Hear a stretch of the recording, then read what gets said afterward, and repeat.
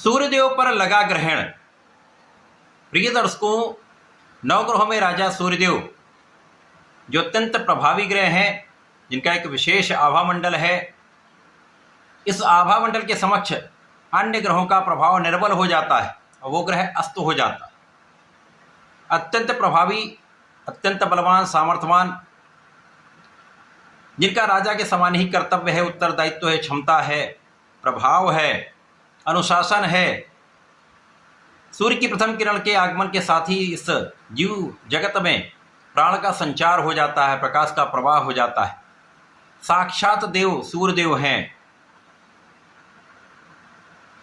पिता के कारक हैं, आत्मबल के कारक हैं, शासन तंत्र, प्रजातंत्र तथा राजनीति के कारक सूर्यदेव, प्रशासनिक सेवाओं के कारक सूर्यदेव।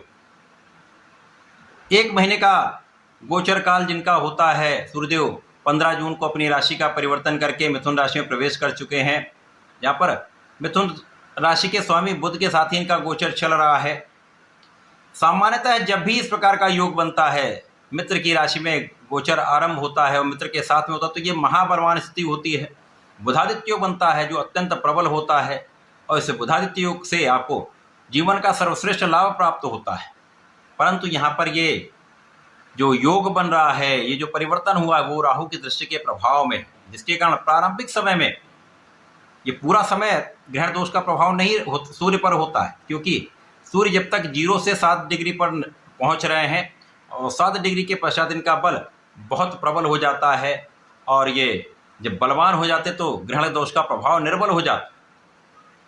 इसी प्रकार से 15 जून से लेकर 22 जून तक जो बुध का गोचर सूर्य के साथ में है, वो कुछ निर्बल है, बुध जड़ दोष में है, जिसके कारण ये भाव भी पीड़ित हो रहा है, बुध भी पीड़ित हो रहे हैं।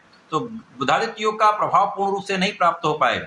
लेकिन 22 जून को बुध का भी परिवर्तन हो जाएगा, सूर्यदेव 8 पॉइंट पर आकर बलवान हो जाएंगे, जिससे समस्त राशि के जातकों को सकारात्मकता अवश्य ही प्राप्त होगी, सूर्य के प्रभाव से लाभ अवश्य ही प्राप्त होगा। जय श्री गणेश। नमस्कार, मैं आचार्य संजय द्विवेदी। मेरे समस्त प्रबुद्ध दर्शकों का मेरे चैनल पर हार्दिक स्वागत है। प्रिय दर्शकों, आज मैं सूर्य के राशि परिवर्तन प्रभाव, राहु के ग्रहण दोष के प्रभाव का क्या परिणाम प्राप्त होने वाला है, आज मैं धनु राशि के लिए इस परिवर्तन से किन किन स्थितियों में परिवर्तन होगा, कुछ लाभ मिलेगा अथवा कहीं पर समस्या है तो उसका क्या निराकरण है, संपूर्ण विश्लेषण मैं पूर्ण तर्क के साथ करने जा। प्रिय दर्शकों, इस राशिफल को आप अपने लग्न तथा राशि दोनों के अनुसार देख सकते हैं। अब धनु राशि गुरुदेव बृहस्पति की राशि है, गुरु और सूर्य का अतिमित्र का भाव है। और यदि यहाँ पर हम अवलोकन करें तो ये गोचर आपके सप्तम भाव में आरंभ हो रहा है। सप्तम भाव केंद्र का भाव है, महाबलवान भाव माना जाता है। यहाँ पर समस्त ग्रह अच्छा प्रभाव देते हैं। सूर्यदेव भी यहाँ पर मित्र की राशि में होकर अच्छा प्रभाव देते हैं, लेकिन राहु यहाँ पर स्थित है, जिसके कारण यहाँ पर प्रथम दृष्टि का प्रभाव है।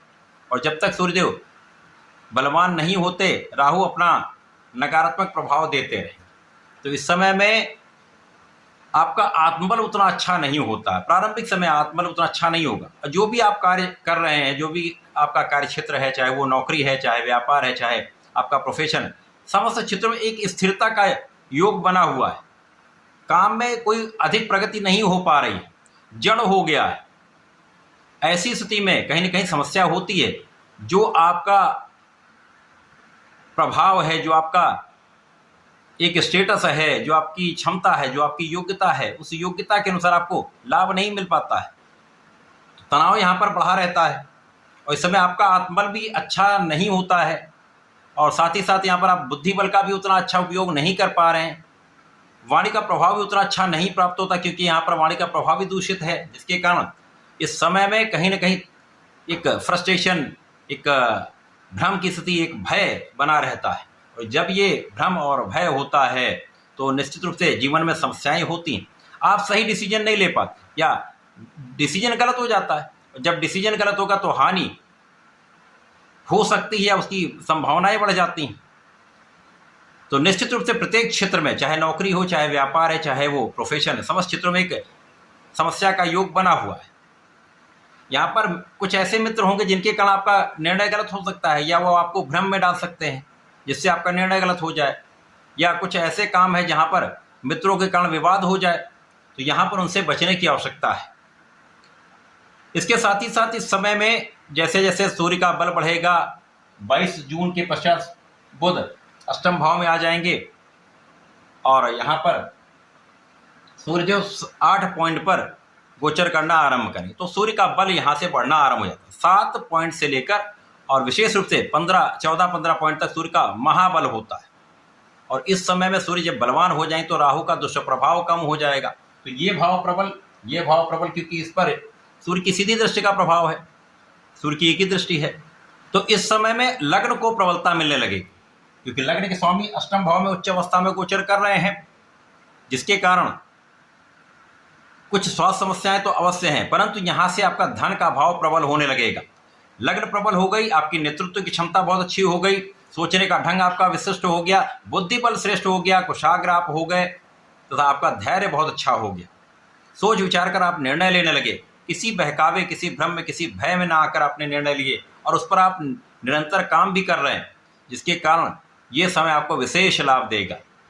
और आपकी स्वास्थ्य समस्याएं भी कम होंगी, यद्यपि कुछ ना कुछ यहाँ से पेट से संबंधित रोग हो सकता है, खाने पीने में अनियमितता के कारण कुछ समस्याएं हो सकती हैं।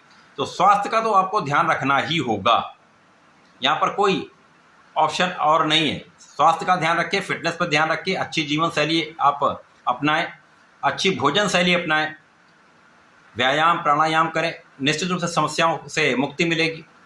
लेकिन यहाँ पर आपकी संपूर्ण सुरक्षा हो रही है, आपकी आयु की भी रक्षा हो रही है, आपके आध्यात्मिक ज्ञान में प्रगति हो रही है, आपका धर्म का ज्ञान बढ़ रहा है, आप पूजा पाठ में आपका मन भी लगेगा तथा यदि आप कुछ विशिष्ट ज्ञान प्राप्त कर रहे हैं, कुछ विशेष शिक्षा ले रहे हैं, तो वहाँ पर आपको पूर्ण सफलता मिलेगी। अब यहाँ पर आपका आत्मबल बहुत अच्छा है, पिता का पूर्ण सहयोग भी मिल रहा है, शासन प्रशासन से सहयोग मिलने लगता है, उच्चाधिकारियों का साथ मिलने लगता है, सरकारी सेवाओं से लाभ मिलने लगता है। तो जीवन में प्रगति होना आरंभ हो जाए और इस समय से आपको लाभ में वृद्धि तय है। यदि आपकी ऐसी स्थिति है जहाँ पर आपको यात्राएं करनी पड़ती हैं, तो उन यात्राओं से भी आपको सकारात्मक प्रभाव प्राप्त होगा। प्रारंभिक समय में उन्हीं यात्राओं से आपको कष्ट होता था, स्वास्थ्य प्रभावित होता था, धन का अनावश्यक व्यय होता था, लेकिन जैसे सूर्य बलवान होंगे तो आपकी व्यावसायिक यात्राएं, आपकी प्रोफेशनल यात्राएं आपको पूर्ण लाभ देंगी। यदि आप कला क्षेत्र में हैं तो अच्छा अवसर मिलेगा, देश विदेश में आपको अपनी योग्यता को प्रकट करने का, प्रदर्शित करने का अवसर मिलेगा, उससे विशेष रूप से धन की प्राप्ति होगी। और पारिवारिक संपत्ति से कुछ लाभ प्राप्त होता दिख रहा है, कुछ ऐसी संपत्ति है जिसका काम नहीं हो पा रहा था, वो काम हो जाएगा, आपको अच्छे धन का लाभ प्राप्त होगा।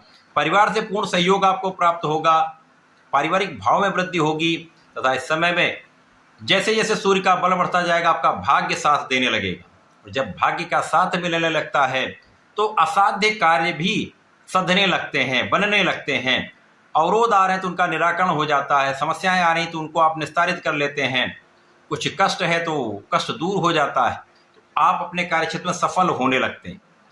तो इस समय में निश्चित रूप से आपके कार्यक्षेत्र में आपको बल मिलेगा, पहले से अधिक आपको लाभ मिलेगा। केवल इस समय में आपको बहुत संयमित रहना होगा, क्रोध पर नियंत्रण रखना होगा और इस समय भी यदि आपने अपने निर्णयों पर ध्यान दिया, विवेकशील निर्णय किए, तो निश्चित रूप से आप सफलता प्राप्त करेंगे, अच्छा लाभ आप प्राप्त करने वाले। इस समय में आपको सूर्यदेव को जल देना चाहिए। ओम आदित्याय नमः का नित्य जप करें, कम से कम 27 बार तो अवश्य ही कर लें। एक माला करेंगे तो विशेष लाभ मिलेगा। गायत्री मंत्र का पाठ विशेष लाभ देता है। साथ ही साथ इस समय में यदि आप विष्णु सहस्रनाम का पठन करते हैं अथवा सुनते भी रहते हैं, 100% विशेष लाभ आपको प्राप्त होंगे।